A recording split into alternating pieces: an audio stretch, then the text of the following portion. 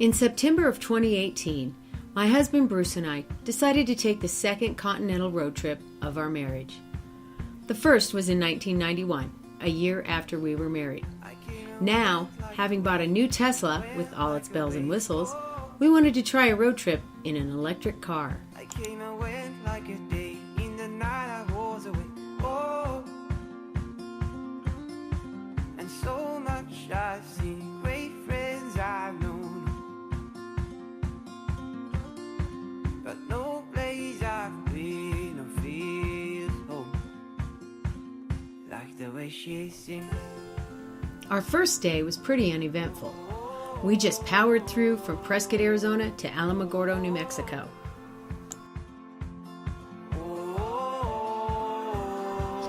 On our 1991 trip, Bruce refused to stop at the White Sands National Monument just outside Alamogordo.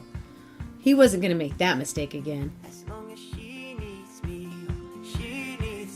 oh. And so much I've seen, great friends I've known, but no place I've been or feels home like the way she sings.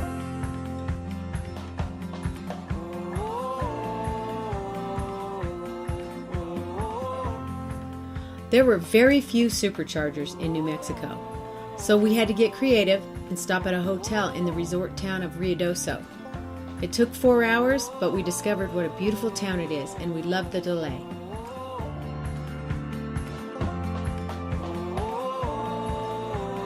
We finally made our way to our waiting friends, Peter and Sally Olson, in Clovis, New Mexico.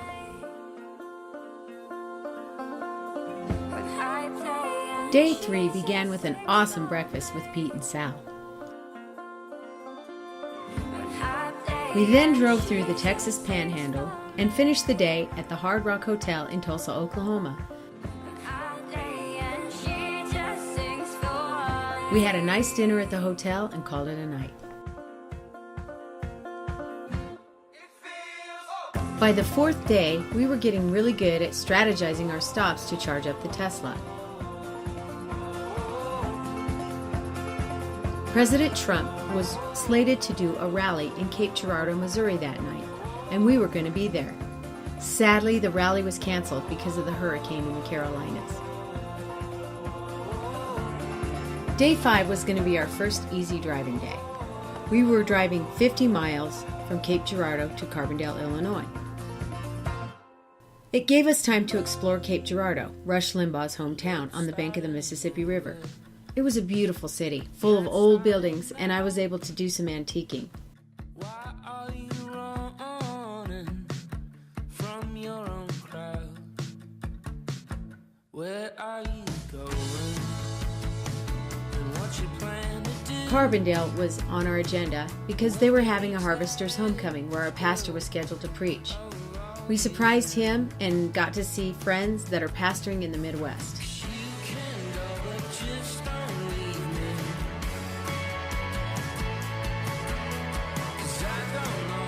Back to putting some big miles behind us.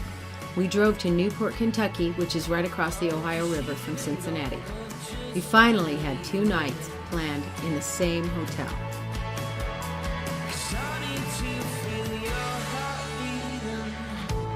Day 7 was a great day. We went to the Ark Encounter, which was amazing. What an incredible display of God's grace.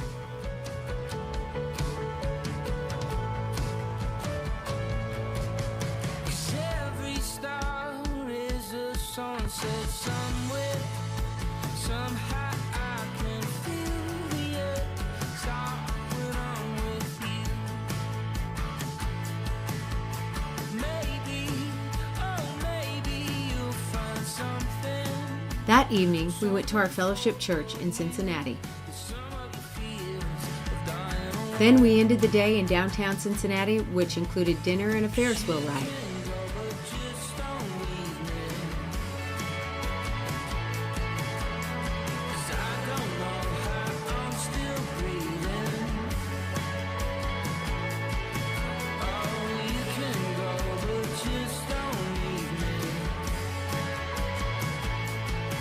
The 8th day was brutal.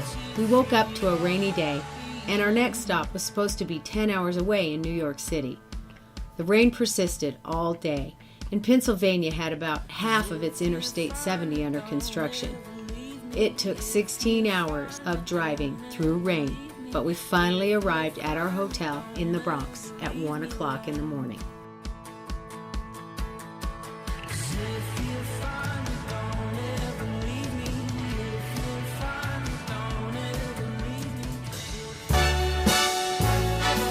New York, New York. The city's so nice they named it twice. We had the entire day to take in the Big Apple, and we were going to make the most of it.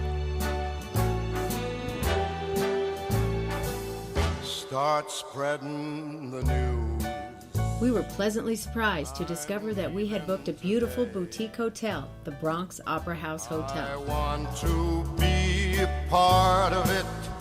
New York, New York. We took a subway to Times Square, bought tickets to a Broadway play, walked down to the Hudson River, rode a speedboat over to the Statue of Liberty, got soaked when it poured rain on us, caught a cab, soaking wet, to Midtown, bought dry clothes and changed into them, went to the top of the Empire State Building and back, caught a cab to Trump Tower, had dinner, realized Bruce needed to buy some dry shoes, went to Bloomingdale's to buy shoes, I also got myself some products, got a cab to the theater district, went to our Broadway play, it was awesome, took the subway back to the Bronx, and went to bed. King of the hill, top of the heap.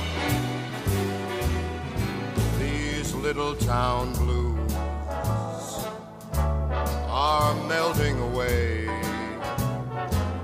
I'll make a brand new start of it in old New York. If I can make it there, I'll make it. Day 10 would conclude the eastbound portion of our trip. We headed east on Long Island to see where Bruce spent 10 of his early childhood years, in Westbury, New York. Instead of going back through New York City, we decided to continue east to the end of Long Island and take a ferry to New London, Connecticut.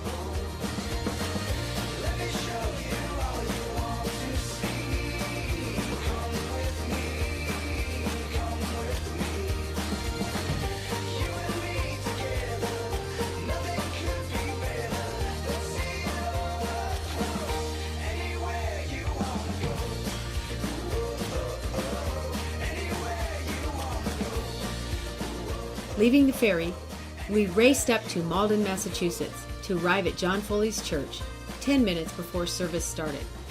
Perfect timing. What an amazing work John is doing in Malden.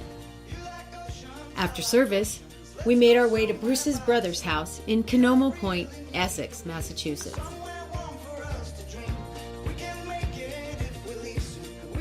Finally, the main reason for our trip, to visit Bruce's mother and brothers. We got to spend 3 full days with Marilyn, David, and George. We spent 2 nights in Essex, where Dave and Sarah live, and 2 nights in Hamilton, the next town over, where Marilyn lives. George flew down from Ottawa to drive Marilyn south to Beaufort, South Carolina. We had a great visit. We also linked up with Flat Stanley. Flat Stanley is one of our granddaughter's first grade class projects. We were asked to take pictures of Stanley in different situations. He would accompany us for the rest of our trip.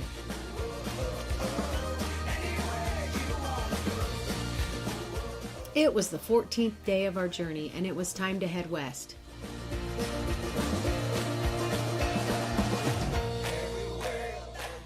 We got an early start and set off for that day's destination, Niagara Falls, Ontario, Canada, thus officially making this an international road trip.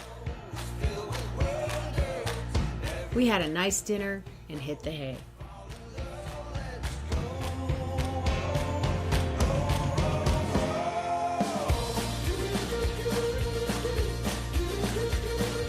We started the day by going down to the falls. Absolutely amazing.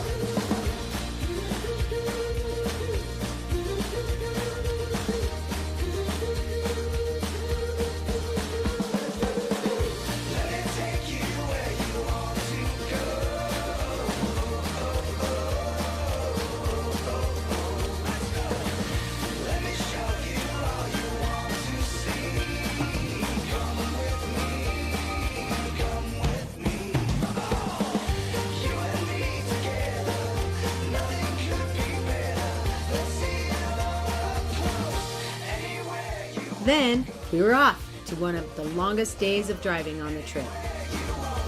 We traveled westward above Lake Erie and back into the U.S. by Flint, Michigan. We left without a destination, just somewhere west of Chicago. We pressed through and made it all the way to Baraboo, Wisconsin.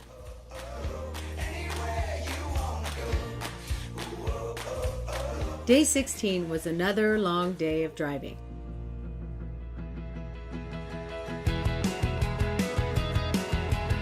We chose a stopping point in Rockerville, South Dakota for the night. This was right by Mount Rushmore. The bed is bare,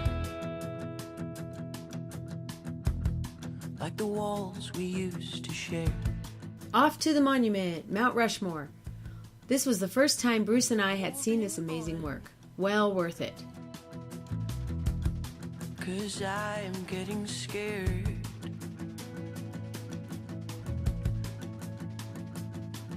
That I'm not strong enough to say goodbye. Then it was on to Casper, Wyoming, to see my sister Allison and my cousins Kim and Brent. Their dad, my Uncle Butch, had recently passed away, and they were in Casper to work through his monumental collection of possessions.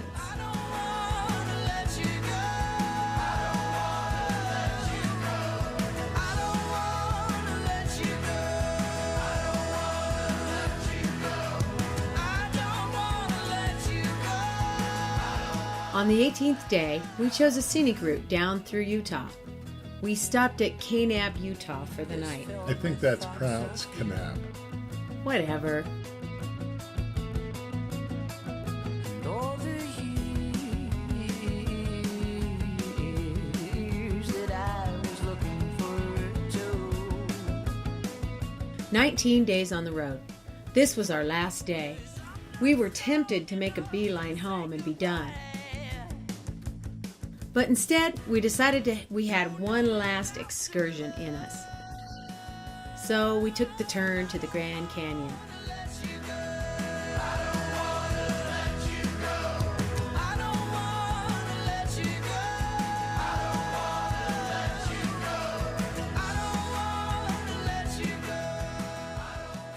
At last, it was time to head for Prescott. We did have to get one last charge in Flagstaff, where my brother Mark joined us for lunch. Then finally, home sweet home.